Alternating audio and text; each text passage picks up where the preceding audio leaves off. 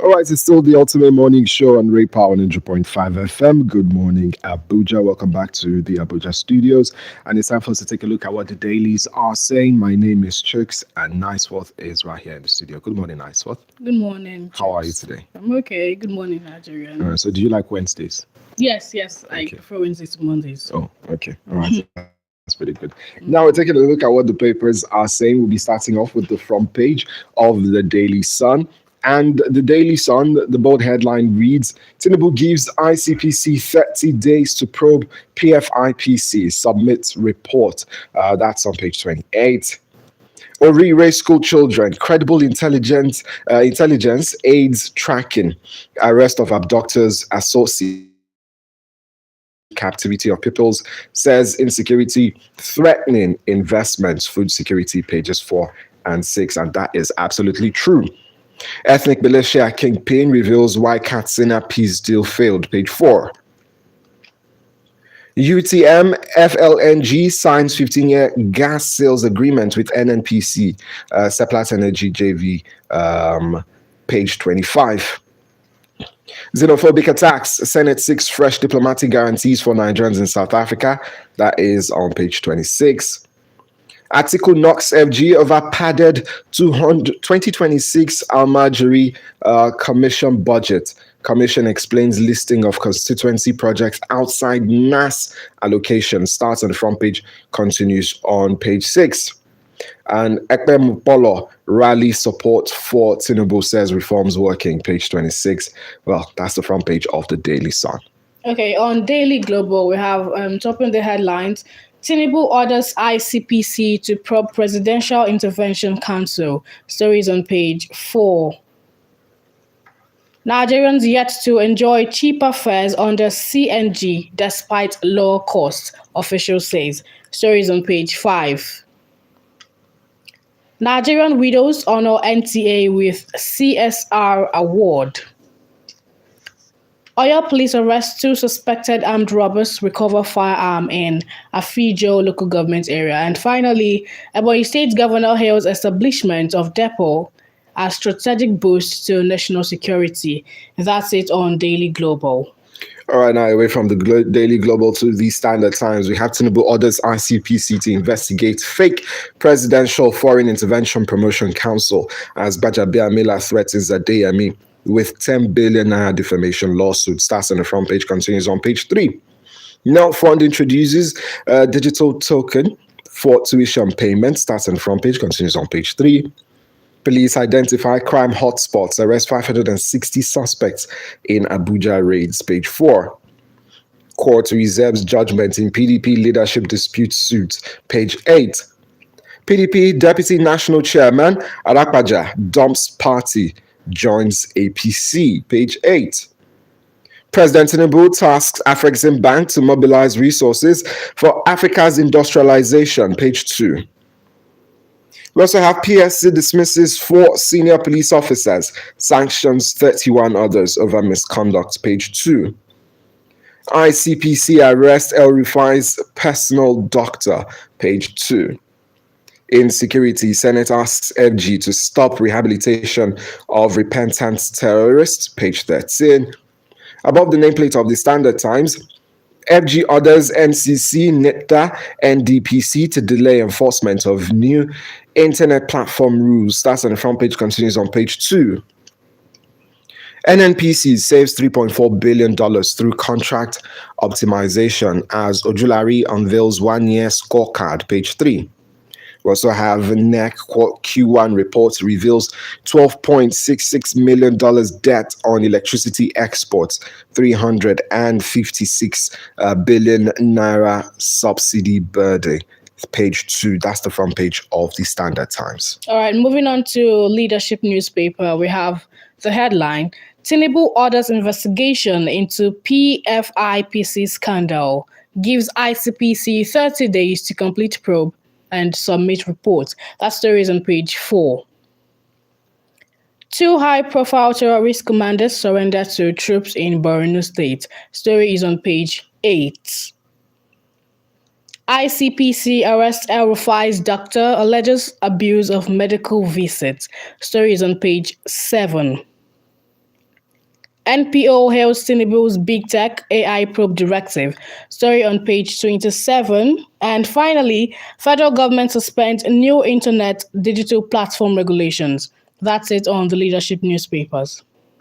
All right, now moving on from that paper to the Whistler, we have how mismanagement, policy failures destroy 51 northern companies, Kaduna Textiles, Iowa Breweries, NISC, among casualties, communities left with job losses, poverty, abandoned plants, page 9.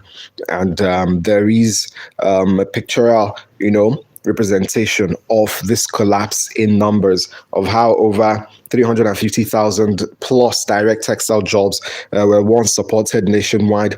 You also had workers employed by Kano's textile industry at its peak with over 300,000 jobs.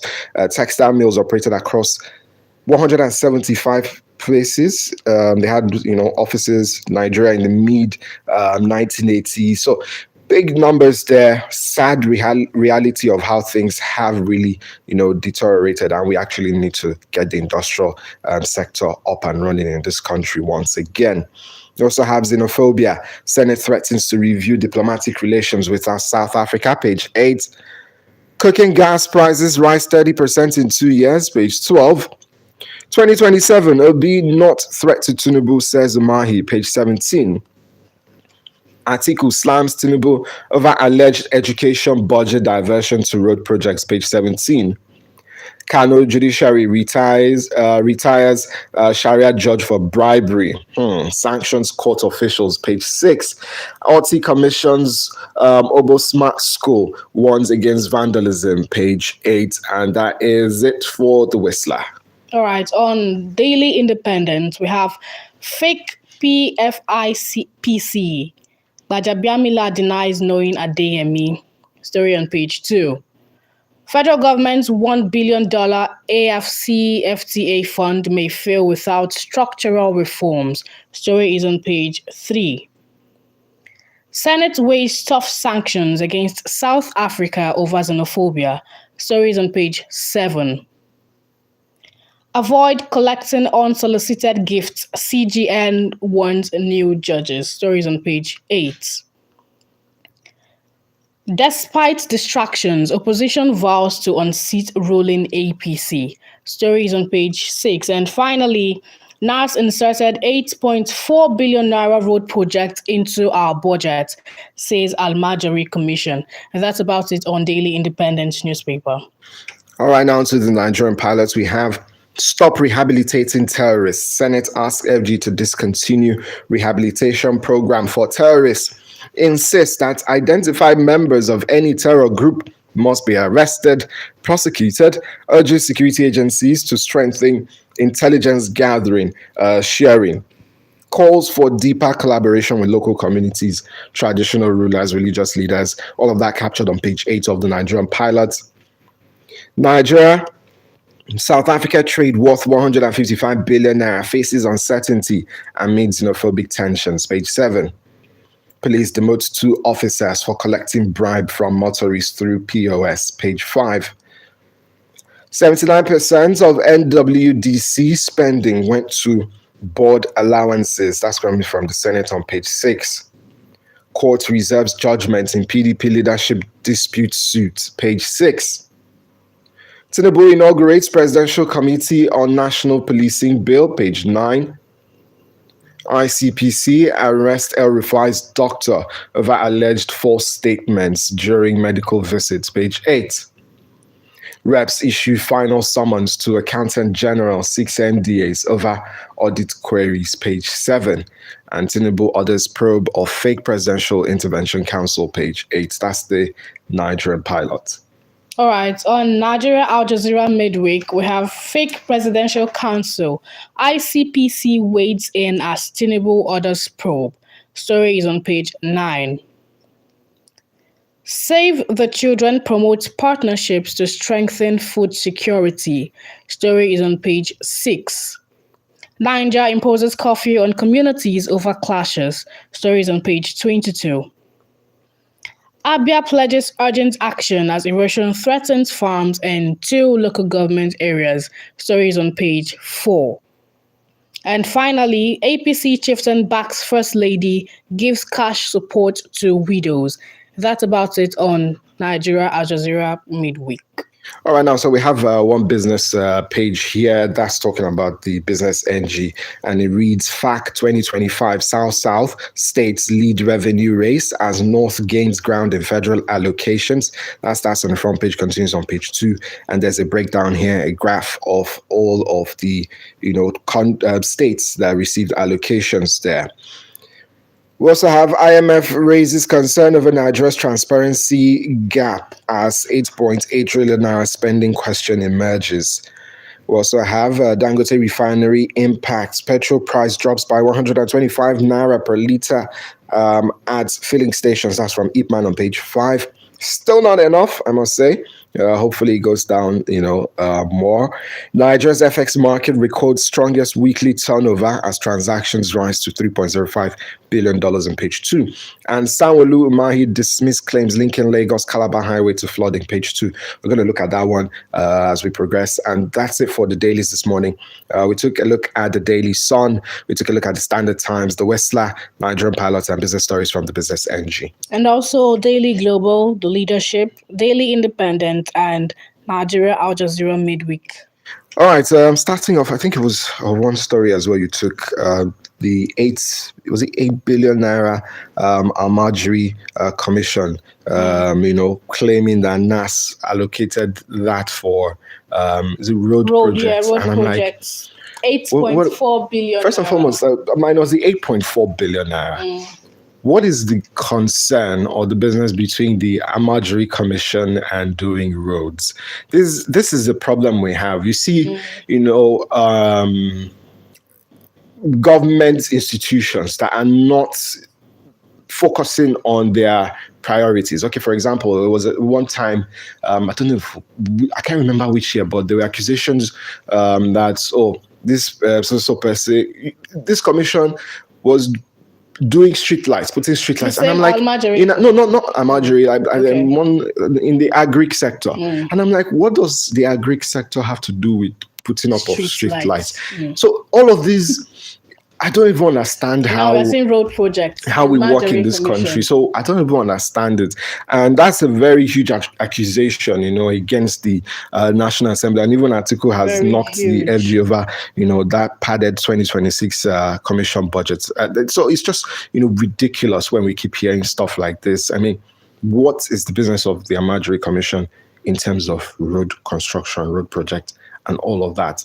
For the love of me, I cannot even put my head around it. You can see I'm speechless. I really don't know what to say. I mean, road projects. It's just that's ridiculous. Okay. It's just ridiculous. So that's a very, very big indictment on the National Assembly, and it's not something we should, sweep under the carpet. So the National Assembly, this one's on you, for you to come up, we prove to against this allegation, against it. So it's just ridiculous, to have to read that from the papers this morning.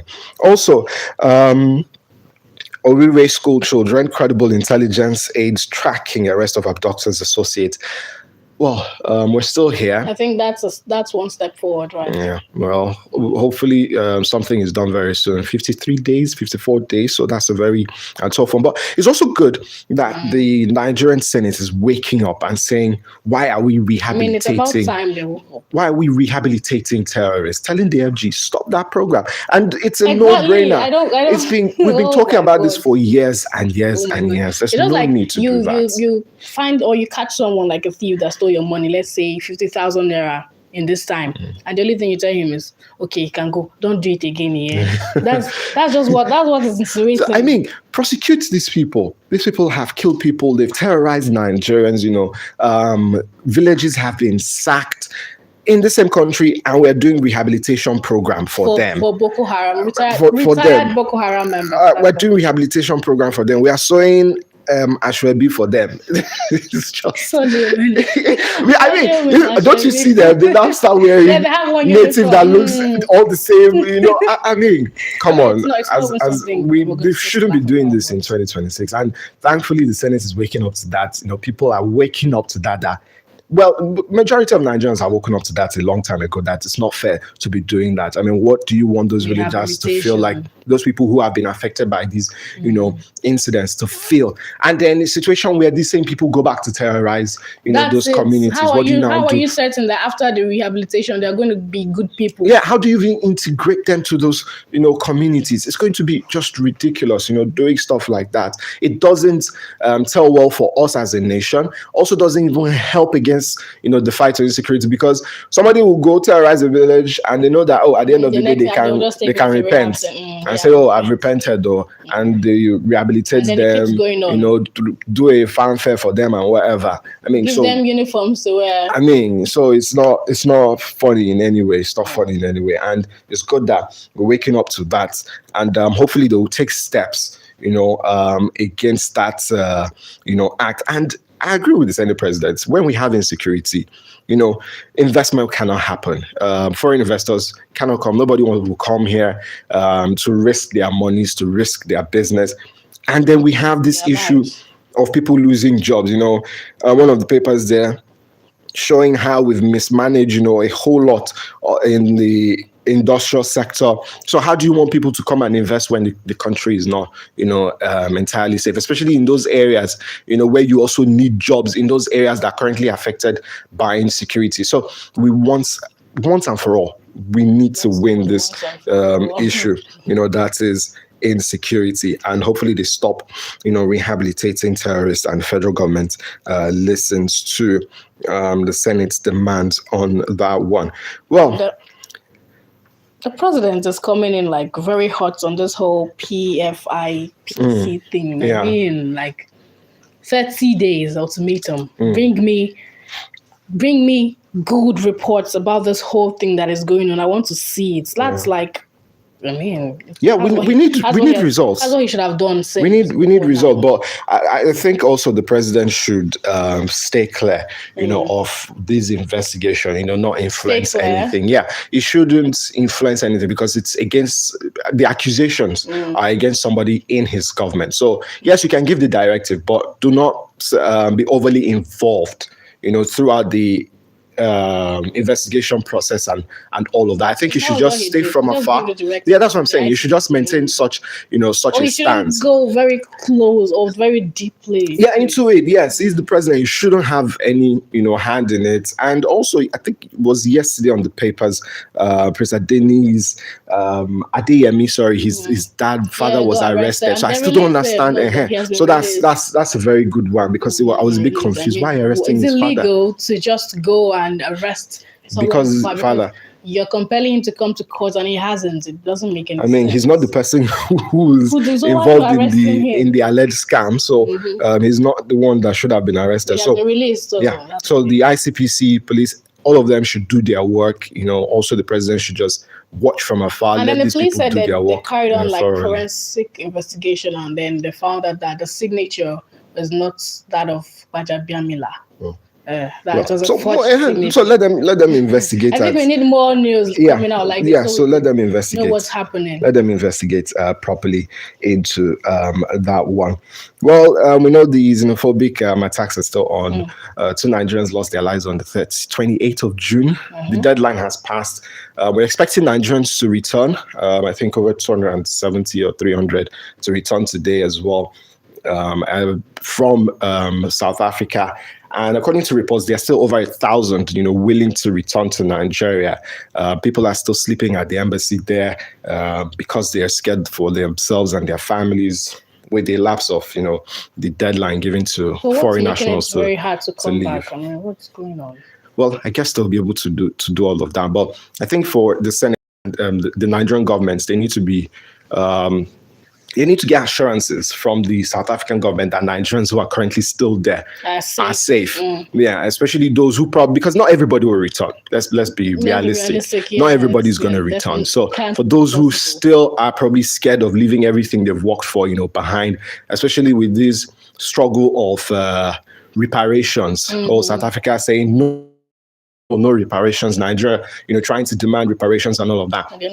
People are still going to be scared, to leave everything they have worked for behind. So the Nigerian government still has to find a way to make sure that those individuals are safe in that country, especially when they are legally allowed, when they are legal, in the country. They have all their documentation and all of that, and they should be able to live there, and do their business, safely without any problems. Because according to them, it started off, if only illegal and all of that, but now it's looking like everybody should just, go, be it legal or not. So it has a new, face to things, but that's one thing that the Nigerian government needs to prioritize at the moment, and they're thinking of how best to go about this, and I'm sure they will definitely get how best to go about this as well. I hope they do. Yeah. Well, the one on the business NG. Okay. Yeah. Let me just quickly bring up that paper where Sanwo-Olu Umahi dismissed claims linking Lagos Calabar Highway to flooding, and then. I saw this morning also before coming to the studio that the Minister of Works, the Honorable Minister, said those who are blaming the coastal road and all of that for such issues are just jealous. And I'm like, jealous? They are going to still use it, jealous. But now this is where... What does it mean, jealous? I don't know. It's a Nigerian citizen. Why will a Nigerian citizen be jealous of a road that they're still going to use? I mean, something that's done with their tax paying, with their tax, But this is where I want to say that the minister as well, I think, will take some blame, for this kind of perception people are having. One, before the coastal road started, there was a journalist, I think it was from Arise, who asked him a question about, the road project, what has been done to certify, that there are not going to be any issues and all of that. And he didn't answer, that question. He shot her, down, and he trended for a while because of that. He didn't answer. For that incident, when he said she has an accent, somebody who has not stayed in the country, and then I think he gave a response like in a way of it was I don't know, was it sarcasm or it was demeaning or something like that? How it was like, they hear, sprue. So he didn't answer that question. So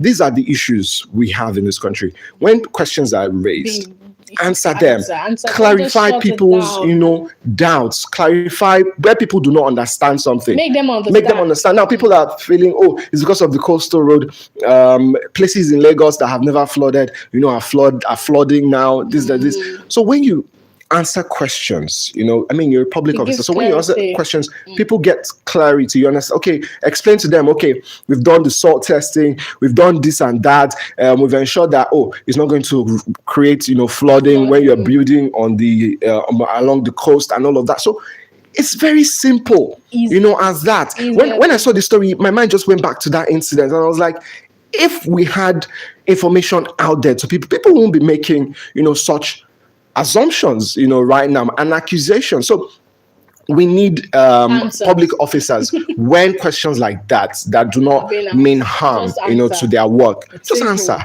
Just clarify people, and people go about their business once they are sure that this person knows his onions, he knows what he's doing, and he has answered our question, truthfully and all of that. So I think that's the best way, to go about this thing. And I saw the story, and I was like, because we don't answer, we don't explain to people before carrying out, some setting project. I mean, that's a very huge project, a coastal road. At least just clarify people's, doubts about projects like that. Don't leave us in the dark. We won't have been in this kind of situation, though. But hey, that's not to say that the coastal road isn't a good project, for the people as well. Well, that's it for the papers this morning. Just to rush through some results from the world of sports.